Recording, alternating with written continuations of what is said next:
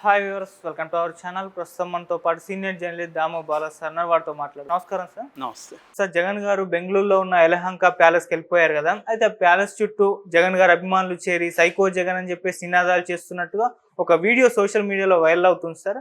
నిజంగా జగన్ గారు అభిమానులు ఇదంతా చేస్తున్నారా? ఎవరు చేస్తున్నారు? అసలు ఏం జరిగింది సార్ అక్కడ? నిన్నంతా కూడా ముఖ్యంగా ఒక మెయిన్ స్ట్రీమ్ తెలుగుదేశం ఛానల్లో ఇది బాగా వైరల్ అయింది. వాళ్ళు లైవ్లో పెట్టారు. అదేంటంటే జగన్ పులివెందుల నుంచి బెంగళూరులోని యలహంకలో ఉన్న తన ఇంటికి వెళ్ళాడు.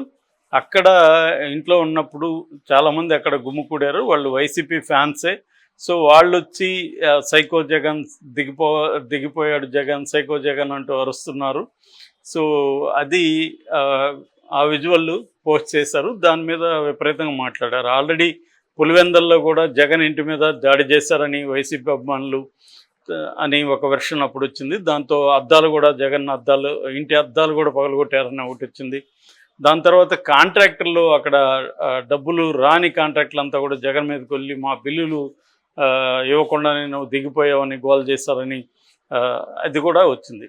సో ఇప్పుడు నిన్న ఈ వీడియో వచ్చింది. దీనికి సమాధానంగా వైసీపీ సోషల్ మీడియా వాళ్ళు ఆల్రెడీ ఇది ఎప్పుడో మేము పెట్టామని టైంతో కూడా చూపించారు. అంటే వీళ్ళు తెలుగుదేశం వాళ్ళు పోస్ట్ చేసిన వీడియోకి 2-3 గంటల ముందే వైసీపీ సోషల్ మీడియాలో ఆ వీడియో ఉంది.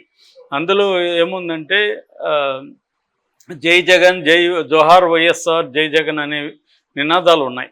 దాన్ని తీసుకొచ్చి వీళ్ళు ఇట్లా మార్పింగ్ చేసి సునకానందం మోదుతున్నారనేది వీళ్ళ ఆరోపణ. మామూలుగా విజువల్స్ చూస్తే కూడా మనం ఎక్కడ ఇప్పుడు కోపంగా ఉన్నప్పుడు ఒక రకమైన స్లోగన్స్ వస్తాయి. సో మనం ఒకరి మీద అభిమానం ఉన్నప్పుడు ఒక రకమైన ఫేషియల్ బాడీ లాంగ్వేజ్ అన్నీ కానీ అది మనం కానీ పరిశీలిస్తే ఖచ్చితంగా వైసీపీ వాళ్ళు చెప్పిన వెర్షనే కరెక్ట్ అనిపిస్తుంది. ఎందుకంటే అక్కడ ఏం ఆగ్రహం కనబడలేదు. రెండోది అక్కడ పోయి సైకో జగన్ అనాల్సిన అవసరం వైసీపీ వాళ్ళకి ఏముంటుంది? సో ఇదేంటంటే వైసీపీ వాళ్ళే జగన్ క్యాంటీగా ఉన్నారు అన్న ఒక నెరేటివ్ని ఎప్పటి నుంచో నిర్మిస్తున్నారు. పులివెందుల్లో కూడా ఎవరు దాడి చేయలేదని డిఎస్పీ కూడా అక్కడ మీడియాతో మాట్లాడారు. అభిమానుల తొక్కిసలాట వల్ల అద్దాలు 1-2 అద్దాలు బ్రేక్ అయినాయనేది వాళ్ళు చెప్పారు. మామూలుగా ఇప్పుడు జగన్ మీద అంత వైసీపీ వాళ్ళు తిరుగుబాటు చేయాల్సిన అవసరం వైసీపీ వాళ్ళకి ఏముంటుంది? వైసీపీ ఓడిపోయిన వల్ల అనేక కారణాల్లో జగన్ బిహేవియర్ కావచ్చు, జగన్ యాటిట్యూడ్ కావచ్చు, జగన్ పని పద్ధతులు కూడా కావచ్చు కారణమైంటుంది. గతంలో గెలవడానికి జగనే ప్రధాన కారణం, ఇప్పుడు ఓడిపోవడానికి జగనే ప్రధాన కారణం అనుకుందాం. సో అలా ఉన్నప్పుడు ఇప్పుడు జగన్ని దించేసి వాళ్ళకి ఏమైనా ఆల్టర్నేటివ్ ఉందా? వైసీపీలో ఎవరు లేరు కదా. జగన్ ఒకవేళ వద్దనుకుంటే ఎవరిని తీసుకోవాలి వాళ్ళు? కాబట్టి అటువంటి నేపథ్యం ఏమీ కనిపించలేదు. లేని దాన్ని సృష్టించాలనుకుంటే అది అనవసరమైన ప్రయాస తప్ప ఇంకోటి లేదు. దానివల్ల ఉపయోగం కూడా లేదు. అదొక వెర్షన్. రెండో వెర్షన్ నిన్న కూడా చెప్పినాం, యలహంకి వెళ్ళిపోయాడు ఇంకా 6 నెలలు రాడని ఒక వెర్షను. ఈ మూడో వెర్షన్ ఏంటంటే యలహంకలో కూర్చొని అక్కడ డీకే శివకుమార్తో చర్చలు జరుపుతున్నాడు. ఇదంతా ఏంటంటే వైల్డ్ గెస్ వ్యవహారాలు. చర్చలు ఎందుకు జరుపుతున్నాడు? కాంగ్రెస్లోకి విలీనం చేసేస్తాడని. కాంగ్రెస్లోకి విలీనం చేయడంలో ఇప్పటికిప్పుడు కాంగ్రెస్ అక్కడ ఏముందని విలీనం చేస్తాడు? పోనీ కాంగ్రెస్ ఏమన్నా సెంట్రల్ అధికారంలో ఉంటే ఓకే, విలీనం చేస్తాడంటే అర్థం ఉంది. సో ఇవన్నీ ఏంటంటే ఏదో ఒక వైసీపీ పని అయిపోయింది అన్న ఒక నెరేటివ్ని బలంగా తీసుకురావడం అనేది తెలుగుదేశం పార్టీ స్ట్రాటజీ. ఎందుకంటే తెలుగుదేశానికి నేను చాలాసార్లు చెప్పాను కూడా, వైసీపీని నేలమట్టం చేయాలి, జగన్ పొలిటికల్ కెరీర్ని చంపేయాలి. అది మనం ఆల్రెడీ ఇప్పుడు స్పీకర్గా ఉన్న అయ్యన్న పాత్రుడు మాటల్లో కూడా చూసాం. ఆయన ఎవరు వచ్చి జగన్ ఓడిపోయాడు కానీ చావలేదు, దాన్ని చంపేయాలి పూర్తిగా అని చెప్పారు. ఈయన కూడా దాన్ని ఇంకొంత డిఫైన్ చేసే విధంగా దాన్ని మాట్లాడుతూ, అవును ఈయన ఏం చెప్తున్నారంటే ఒక పాము, అందుకని మన పెద్దవాళ్ళు పాముని చచ్చేవరకు కొడతారు, అతను ఓడిపోయాడు కానీ చావలేదని చెప్తున్నాడు. అతను చావలేదనే పదం ఇంకొక అతను వాడలేదు. ఓడిపోయాడు కానీ అతని శక్తులంతా స్ట్రాంగ్గా ఉన్నాయనే ఒక పెద్ద ఆయన చెప్పాడు. దాన్ని ఎవరు స్పీకరు ఓడిపోయాడు కానీ చావలేదని ఈయన చెప్తున్నారు సో అని ఎగ్జాంపుల్ కూడా చెప్పాడు. దాన్ని జగన్ కూడా కోట్ చేశాడు. అంటే క్లియర్గా వాళ్ళ ఉద్దేశం ఏమంటే నేలమట్టం చేసేయాలి, వైసీపీ ఆనవాళ్ళు లేకుండా చేసేయాలి అనేది వాళ్ళకున్న ప్లాన్. ఇవాళ పొలిటికల్ పార్టీలు అన్నీ కూడా ఇదే చేస్తున్నాయి. ఇక్కడ కేసీఆర్ గతంలో ఉన్నప్పుడు తెలుగుదేశం కాంగ్రెస్ను కూడా నేలమట్టం చేయాలనే ట్రై చేశాడు. దానికి తగినట్టుగా వాళ్ళందరినీ తీసుకున్నాడు. గతంలో 2014లో కూడా చంద్రబాబు అదే చేశాడు. 2019లో జగన్ కూడా తెలుగుదేశానికి సంబంధించిన అనేక మందిని ఆర్థికంగా ఇబ్బంది పెట్టడం, ఆ మీడియాని దెబ్బతీయడం, ఈనాడుని దెబ్బతీయడం, ఇలాగా తను కూడా ప్లాన్ చేశాడు. కానీ తనకు సరిపోలేదు బలం. అధికారంలో ఉన్నా కూడా చంద్రబాబుకున్న స్ట్రాంగ్ సపోర్ట్ సిస్టమ్ని జగన్ బ్రేక్ చేయలేకపోయాడు. సో ఇప్పుడు జగన్ అయితే ఖచ్చితంగా చంద్రబాబు ఓడిపోయినప్పుడు ఉన్న బలం కంటే జగన్ ఓడిపోయినప్పుడు ఉన్న బలం తక్కువ, చాలా బలహీనంగా ఉన్నాడు జగన్.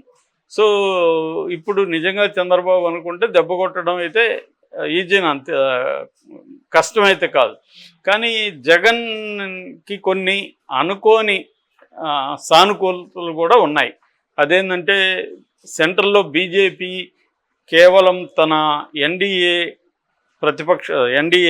పక్షాల మీద, రాజకీయ పక్షాల మీద డిపెండ్ అయ్యి ఈ 5 ఏళ్ళు మనుగడ సాధించడం అనేది కష్టమవుతుంది.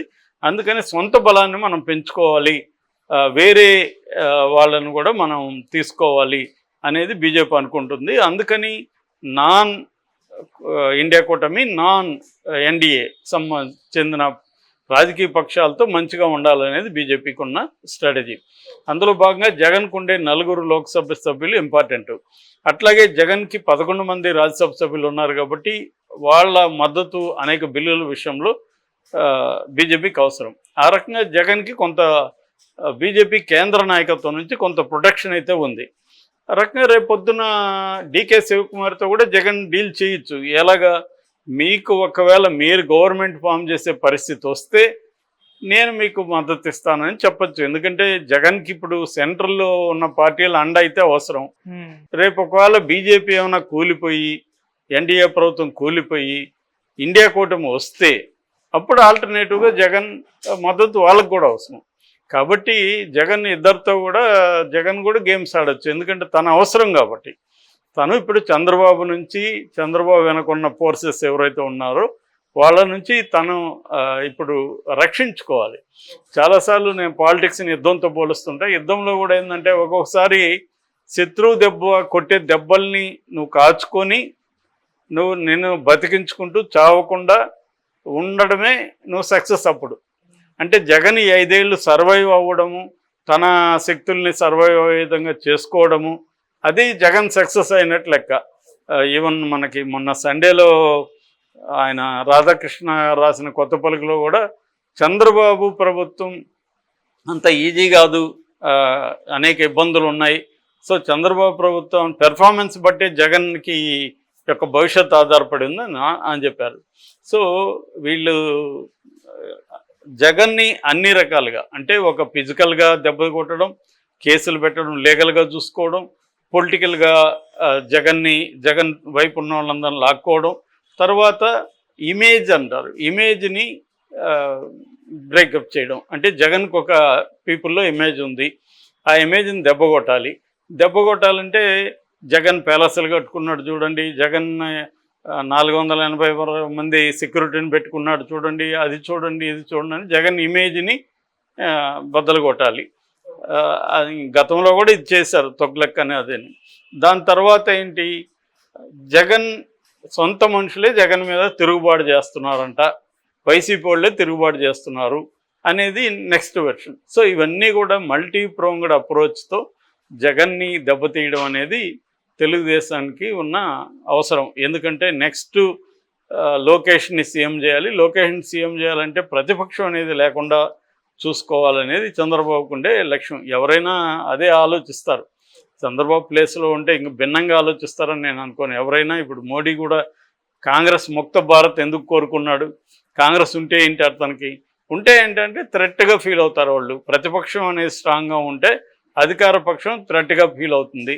సో ప్రతిపక్షాన్ని బలహీనపరిచేసి, ప్రతిపక్ష నాయకుల్ని జైళ్ళల్లో పెట్టేసి తానే పరిపాలించాలనేది మోడీ ఎప్పటి నుంచి అదే కదా చేస్తున్నాడు. లేకపోతే కేజ్రీవాల్ని, హేమంత్ సోరెన్ లాంటి సీఎంలని తీసుకెళ్ళి ఎందుకు జైల్లో పెట్టాడు అంటే క్లియర్గా ప్రతిపక్షం అనేది ఉండకూడదు అనేది మోడీ లక్ష్యం. అలాగే ఇప్పుడు చంద్రబాబు లక్ష్యం కూడా జగన్ అనేవాడు ఉండకూడదు. అందుకని తనకున్న సపోర్ట్ సిస్టమ్ మీడియా ఉంది, అధికారం ఉంది, బలం ఉంది, కోర్టులో మిగతా చోట లీగల్ సిస్టంలో బలం ఉంది. కాబట్టి వీటన్నిటిని ఉపయోగించుకొని జగన్ని పాతాళంలోకి తొక్కేయాలనే ప్లాన్లో భాగంగా ఇట్లాంటివి ఇంకా మనం చూడబోతున్నాం, చాలా చూడబోతున్నాం, చాలా వినబోతున్నాం.